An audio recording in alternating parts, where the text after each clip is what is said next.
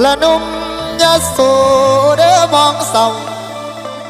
เงาราบ่เว้นวางสาวพระนางเลีกเลี่ยงไปแข่งสู้คู่วิวาละลังน้ำตาน้องแก้มแถมดูเดือดเด้อเป็นศีลาสมหมายมาสะอึดได้ยืนจ้องส่องแนมและดูหมู่เขายิ้มแย้มสิเข้าสู่ดอกเรือนหอ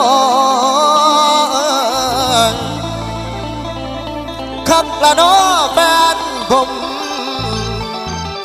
อายจมน้ำทางกิน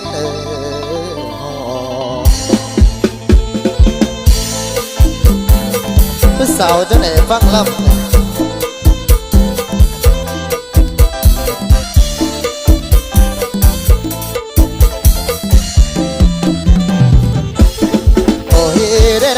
ใช้อยู่น้องน้ำตาน้องไหลลังหัวฟังพวกเราสาวโตสาวทำจากพี่จับบ่มีหัวน้องแน่บ่แย่เสียไหลดังมาสั่งน้ำเราได้ใจคนแพ้มันเป็นแพ้น้องน้ำความสุขพี่ใจเจ้าใจโสดสวนหมดเมื่อนั้นคงจะบนสมบานแต่เสียงไหลลงไปใส่อันดังดอกยินเอาน้ำตาไหลหยดเดินมองขอรถน้ำสั่งให้เธอแต่เรายังเกิดมองเมื่อแต่เรายังเกิดมองเมื่อจะใจเราเมื่อเพื่อบังลำพันนั่นมันเกิดละเมื่อน้ำเศร้าคำฉันรักคำว่าเราไม่เป็นละเพื่อบ่หายปากจบลายหลงระวังกางใจจะมีไฟมามองช่องใจบางนั่งเอ้ยล่ะที่มาเอายาท่าใจให้ในบ่มีทางสิแก่คนแก่อย่างผมรักการลมลวงน้องแน่ได้ยินแล้วมองสองดูเขาเช็ดยืนมองน้ำที่ไหลผ่านเหมือนกับตาหวานเธอมันตื่นไป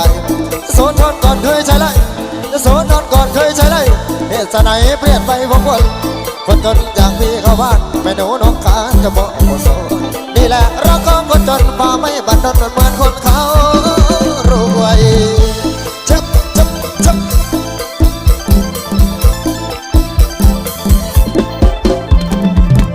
ชาติสวยเกิดมาเป็นคนสวยสิก็เดินทางไม่แม่นางไงก็ยิ่งใจบ่แน่จะเว้ยเลี้ยวบ่เห็นเป็นผู้แพ้แต่ของรักใครว่าท้อละวันเด่นเอาว่าบ่ที่แล้วเดี๋ยวคนแพ้คือแพ้ขาดกับแนวคนแพ้มันคือแพ้ขาดกับมือคือถึงขาดกดน้ำกดร่างกายจะปวดให้ใจพี่นักหนาจะปวดให้ใจพี่นักหน้าหวานหรือว่าจะสอบไปนั่งกองกงไปนั่งกอง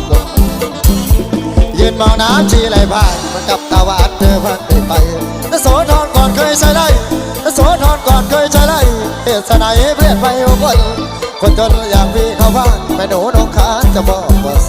นี่แหละรักของคนจนฟ้าไม่บันดาลเหมือนคนเขารวยจับ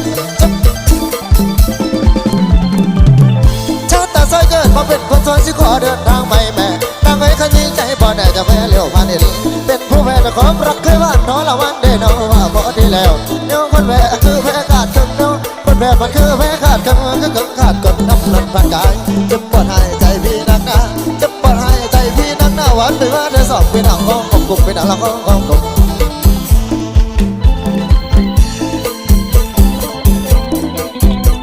เจ็บ